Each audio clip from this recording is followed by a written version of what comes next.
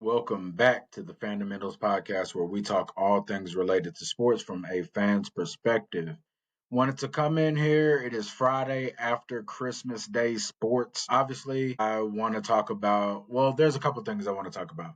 Specifically about Christmas being associated with basketball and the NFL wanting to leave their footmark on it.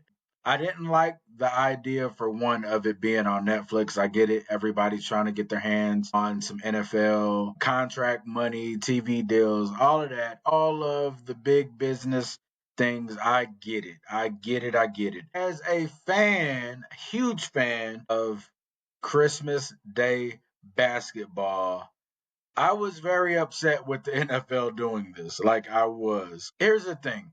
Like, when I think about Christmas, one of the, things that pops up in my head is Christmas Day basketball. What LeBron said, in my opinion, was correct. I get it. People are going to show the numbers from what the NFL did. More people watch NFL football than NBA basketball. That's not a secret. Specifically around this time of year, right? There's the playoff implications and all of that. More people are focused on football this time of year. All right. But at the end of the day, if you're an NBA fan, you're watching basketball. Like, you're watching basketball on Christmas.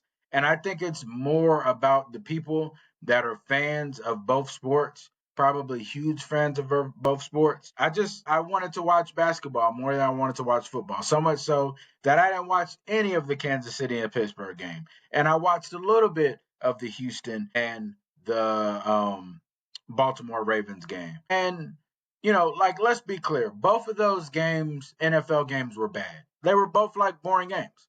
Like, they were snooze fest games, right? The product on the court was amazing.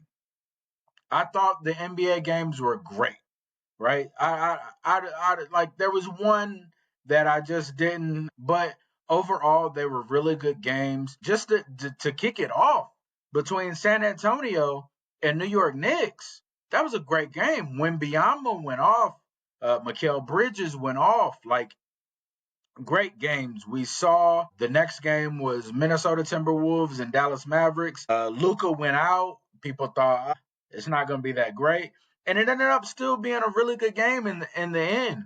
Dallas fought back. Just a great game, a great slate of games. We saw Boston and Philly.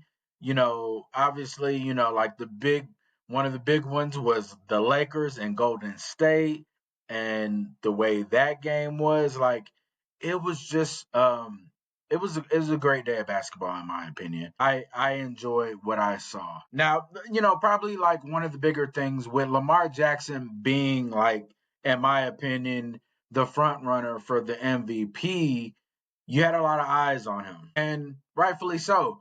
Now, the big discussion has been, you know, him and Josh Allen, and who's your lead for MVP. For me, I mean, if you look at the numbers, but then you have the argument, people were like, well, what about the numbers last year? Okay.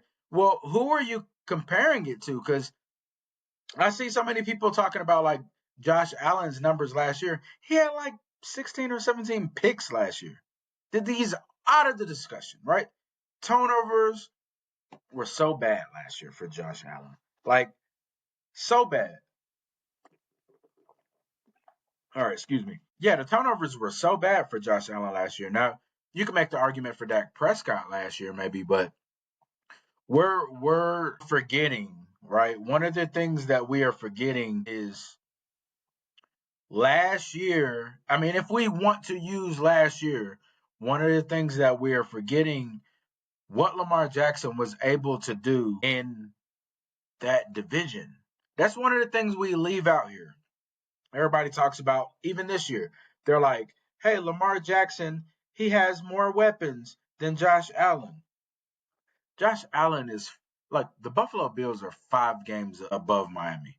Josh Allen in his division has Miami, the New York Jets, and the New England Patriots.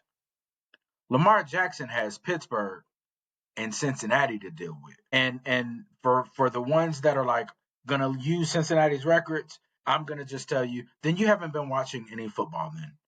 Because throw their numbers out and look at their offense, Cincinnati has been elite offensively. Look at Jamar Chase and Joey Burrow's numbers, okay? Their defense has been the issue for them. So like let's not act like Cincinnati's not a decent team. They're outside of that record, they're pretty damn good. You know, Pittsburgh is only one game. Like Baltimore is only one game ahead of Pittsburgh. Like so, they are dealing with a more elite division. You know, clearly, right? And when we look at who they have, you know, Baltimore has Pittsburgh, Cincinnati, and Cleveland. And like, let's not act like, you know, Cleveland's defense was pretty solid. And they, you know, they were in some games, right? We know early on it was like terrible, but they were in some games, and they're not exactly like one of those teams where they just suck and you're gonna go right in there and beat them, right? They're gonna give you a fight. And that's just that division, right? So I mean, if we're gonna use everything, like let's use everything, right? Like let's use it all, right? Now, my bigger issue is the fact that we're completely leaving Saquon Barkley out of the conversation. Like completely leaving him out of the conversation, right? Because if we're talking about MVPs, we're talking about most valuable. And I've talked about this on here already. Saquon has to be a part of the conversation. And if Saquon wins, or if Saquon passes Eric Dickerson and breaks that record, I feel like you have to give it to Saquon Barkley. I feel like you have to give it to him if that happens. A record's nearly, like, how old is that record, right? I feel like you would have to give it to Saquon Barkley. So that's something that we have to take into consideration. We're only talking about Josh Allen and Lamar Jackson. Now, if we're doing the whole, this is actually a quarterback award, which it seems to be over the years. Very rare does any other position win the award. But if this is the quarterback award, Lamar Jackson is the guy. What we're seeing, like, let's say he has 45 touchdowns this year and stays at only 5 interceptions. Really? You still think Josh Allen should get it? Based on what? Because here's the thing. That's not to say that Josh Allen hasn't been playing great. I'm not discounting that. But at everything, on every level, Lamar Jackson is outplaying him. And let's not forget their head to head. Who won in that? It was a beatdown. It was a beatdown. Now, granted, they're both quarterbacks. So, you know, that the defense, you rely on a defense for that. Now, the other argument I keep saying is Lamar Jackson has Derrick Henry. That's fine. Lamar Jackson has more weapons.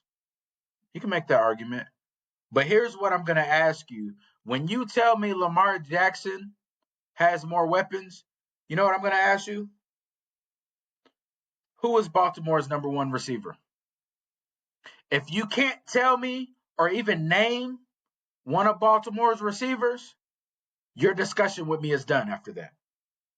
Here's why. Because I keep seeing people look at what they see on TV or what they read on Twitter and Facebook. You don't even know the roster. You know Derrick Henry. When you tell me Mark Andrews, I tell you, no, he's a tight end. Tell me the wide receiver. So we're talking about throwing touchdowns, right? We're talking about passing touchdowns. All right. So look at Lamar's career and look at the fact that he really hasn't had any weapons outside of Mark Andrews.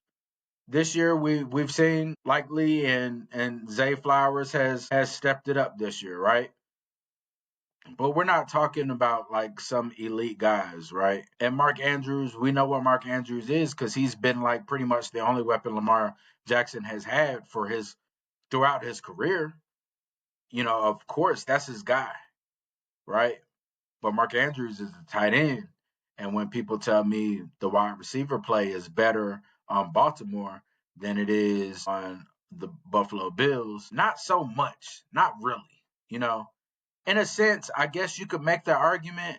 But again, if you're going to use everything, you have to go back and look at the division and look at, okay, well, who does Josh Allen have to play versus who does Baltimore have to play? So, you gotta factor in all of that, man. All of that matters, and we're looking at numbers that are like astronomical, right? And so it'd be hard to not have Lamar. The only other person I'd be comfortable with giving it to outside of Lamar right now in this moment is Saquon Barkley. Period. That's it. I mean, that's all I. That's me as a fan of the game, but also like that's with my eyes. That's me like watching all the games.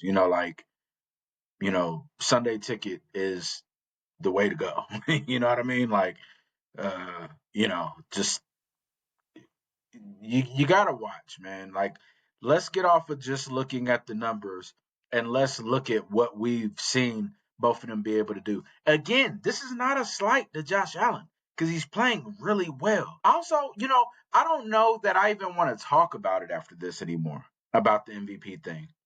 I don't know what I like. I don't want to talk about it in terms of them competing against each other. I want to talk about us appreciating what we're seeing from both of them as running quarterbacks. And honestly, Lamar Jackson hasn't, people are going to say, well, look how many rushing yards he has. Yeah, I mean, he's run, he's yes, we consider him a running quarterback, but like let's not discredit his arm talent. Also, let's not discredit Josh Allen's arm talent as well. The biggest slight on Josh Allen throughout his career is durability because he does take big hits and the turnovers. He's fixed that this year.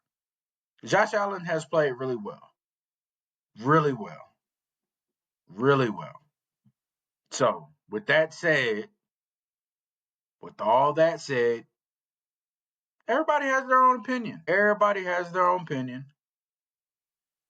I enjoy the conversation. It's fun. And at the end of the day, you know, it's football. It's all in fun. It's all in love.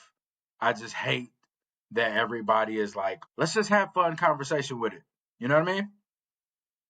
All right. Y'all enjoy the rest of y'all Friday. It's a beautiful day. Well, at least it is here where I'm at. Enjoy your day. Enjoy some football this weekend. Peace.